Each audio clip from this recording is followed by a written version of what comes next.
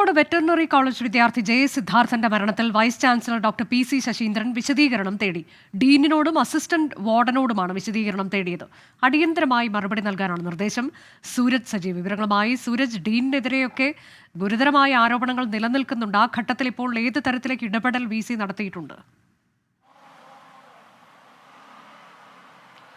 അനുജ, എന്തായാലും ഒരു പക്വമായ ഇടപെടലിലേക്ക് വീസി കടക്കുന്നു എന്നുള്ളതാണ് നമുക്ക് ഈ സംഭവത്തിൽ നിന്ന് മനസ്സിലാക്കാൻ കഴിയുന്നത്. കാരണം പെട്ടെന്നുള്ള ഒരു നടപടി എന്നതിനപ്പുറത്തേക്ക് കൃത്യമായ വിശദീകരണങ്ങൾ ചോദിച്ചുകൊണ്ടുള്ള ഒരു നടപടികളിലേക്ക് കടക്കുക എന്നുള്ളതാണ് വിസിയുമായി നമ്മൾ സംസാരിക്കുമ്പോൾ, അതായത് വിസിയുമായി അടുത്ത വൃത്തങ്ങളുമായി നമ്മൾ സംസാരിക്കുമ്പോൾ നമുക്ക് മനസ്സിലാക്കാൻ കഴിയുന്നത്. എന്തായാലും ഈ സംഭവവുമായി ബന്ധപ്പെട്ടുകൊണ്ട്, അതായത് സിദ്ധാർത്ഥന്റെ മരണവുമായി ബന്ധപ്പെട്ടുകൊണ്ട് വലിയ ആരോപണങ്ങൾ ഉണ്ടായിരുന്നു. കാരണം ഈ മരണം നടന്ന ഉടനെ തന്നെ ആ വിവരം കൈമാറുന്നതിലടക്കം ഗുരുതരമായ വീഴ്ച ഉണ്ടായി. ഈ സമയത്ത്, അതായത് ഇത് ആത്മഹത്യയാണ് എന്ന് പറയുന്നു, ആ സമയത്ത് വാതിൽ പൊളിച്ചു കയറുന്ന സമയത്ത് ഏതൊക്കെ ആളുകൾ ആ സമയത്ത് അവിടെ ഉണ്ടായിരുന്നു എന്ന സംബന്ധിച്ചെല്ലാം തന്നെ വലിയ വിമർശനങ്ങൾ ഉയർന്നിരുന്നു. ഇതിന്റെ എല്ലാം പശ്ചാത്തലത്തിലാണ് ഇപ്പോൾ ആ സമയത്ത്, ഏത് സമയത്താണ് ഈ മരണവിവരം കൈമാറിയത്, അതോടൊപ്പം തന്നെ ഈ സിദ്ധാർത്ഥന്റെ മൃതദേഹം ഈ ഹോസ്റ്റൽ മുറിയിൽ നിന്ന് പുറത്തെടുക്കുന്ന സമയത്ത് ആരൊക്കെ ഉണ്ടായിരുന്നു, എങ്ങനെയായിരുന്നു നടപടിക്രമങ്ങൾ എന്നതിൽ ഉൾപ്പെടെ വ്യക്തത തേടിക്കൊണ്ട് ഇപ്പോൾ ഈ വിശദീകരണം തേടിയിരിക്കുന്നത്. നേരത്തെ മുൻ വിസിയുമായി കഴിഞ്ഞ ദിവസം സംസാരിക്കുമ്പോൾ അദ്ദേഹം പറഞ്ഞത് ഈ ഡീനിന് വലിയ വീഴ്ച സംഭവിച്ചിട്ടുണ്ടെന്ന് അദ്ദേഹം തന്നെ സ്ഥിരീകരിച്ചതാണ്. പക്ഷേ എന്നാൽ പോലും പുതിയ വിസി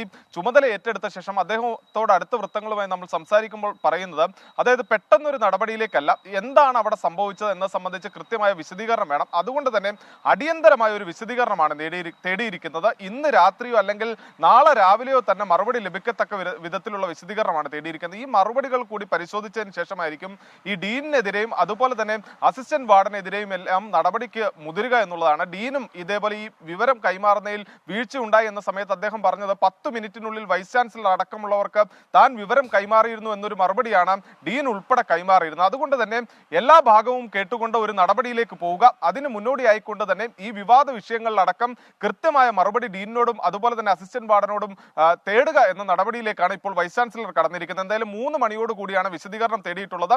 ഇന്ന് രാത്രിയോ അല്ലെങ്കിൽ നാളെ രാവിലെയോ മറുപടി കിട്ടും എന്നുള്ളതാണ് ഇപ്പോൾ ഈ വൈസ് ചാൻസലറിനോട് അടുത്ത വൃത്തങ്ങൾ പ്രതീക്ഷിക്കുന്നത്. ശരി, ജയ സിദ്ധാർത്ഥന്റെ മരണത്തിലാണ് വൈസ് ചാൻസലർ ഇപ്പോൾ ഡീനിനോടും അസിസ്റ്റന്റ് വാർഡനോടും വിശദീകരണം തേടിയത്. അടിയന്തരമായി മറുപടി നൽകണം, ഇന്ന് രാത്രി അല്ലെങ്കിൽ നാളെ രാവിലെയോടെ മറുപടി നൽകണം എന്നുള്ളതാണ്. കുടുംബം ഡീനിനെതിരെയൊക്കെ ഗുരുതരമായ ആരോപണങ്ങൾ ഉന്നയിച്ച സാഹചര്യത്തിൽ കൂടി എന്ത് വിശദീകരണം ഇവർ നൽകാനിരിക്കുന്നു എന്നത് വളരെ പ്രധാനപ്പെട്ടതുമാകും.